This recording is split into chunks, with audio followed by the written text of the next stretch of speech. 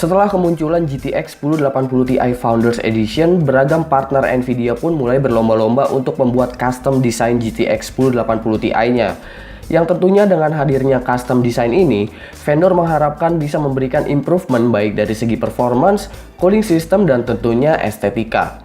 Salah satunya yaitu Asus yang menghadirkan seri ROG Strix untuk GTX 1080 Ti.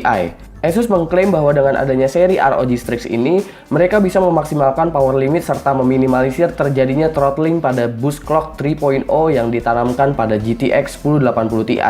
VGA card ini sebenarnya punya harga di $779. Tapi dari informasi yang gue dapat di Indonesia ini harganya bisa 15,15 juta. Mahal. Ya nggak juga sih sebenarnya, kitanya aja yang kere.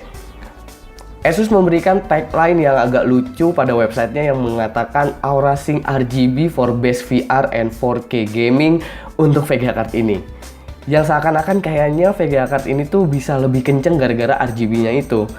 Ngomongin desain, ya nggak berbeda jauh lah sama seri ROG Strix sebelumnya yang ada pada GTX 1080. Tapi itu kalau dilihat dari bodi luarnya aja. Kalau desain boardnya, selain memberikan 2x8 pin PCIe, Asus juga memberikan ekstra 10+2 power pace. Dan hal itu yang bikin Asus pede soal power limit. Tapi boost clock Nvidia yang sensitif itu faktornya bukan cuma power limit, tapi temperatur juga. Yang dimana semakin adem GPU-nya, boost clock akan semakin bisa naik dan stabil. Dari situlah Asus memberikan heat pipes yang berbeda dari sebelumnya. Kelihatan kalau ukuran heat pipes-nya ini kali ini jauh lebih besar. Perlu diingat bahwa ketiga fan-nya ini 0 dB dan baru akan berputar setelah temperatur mencapai angka 55 derajat Celcius. Untuk output display-nya ada perubahan dari Founders Edition punya. Di sini Asus mengembalikan DVI yang udah hilang. Sebenarnya kalau kita bicarain soal spesifikasi, GPU-nya GP102 ini udah diperes abis-abisan sama Nvidia. Tapi di sini Asus masih bisa memberikan tambahan 115 MHz clock speed untuk GTX 1080 Ti. Dan untuk memorinya gua rasa 11 GBps itu udah bener-bener masuk titik peres penghabisan untuk GDDR5X. Pastinya kita akan coba genjot lagi, apakah GTX 1080 Ti ROG Strix ini masih bisa improve lagi dari defaultnya atau enggak. Lagian kan sayang aja gitu kalau udah bayar mahal-mahal tapi nggak bisa digenjot, ya nggak sih? Di sini gue tuning menggunakan Asus GPU Tweak dengan merubah target boost clock menjadi 1780 MHz, merubah memory clock menjadi 11,3 GBps, dan merubah power limit menjadi 120%. Gue nggak coba untuk overclock GPU-nya karena selain cuma mau tuning untuk harian, ini VGA belum lunas. Nah, setelah di OC ini gue melakukan stress test menggunakan Heaven Benchmark selama kurang lebih 30 menit. Dengan fan speed auto, temperatur masih di angka 68 derajat Celcius.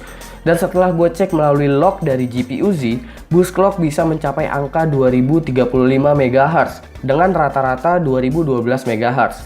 Yang udah dipastiin GTX 1080 Ti ROG Strix sangat stabil buat jalan di 2 GHz.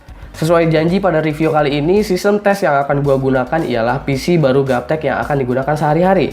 Tapi selebihnya ke depan untuk tes gue akan selalu menggunakan test bench gue agar setiap hasil data benchmark bisa gue simpan agar hasilnya juga bisa menyesuaikan.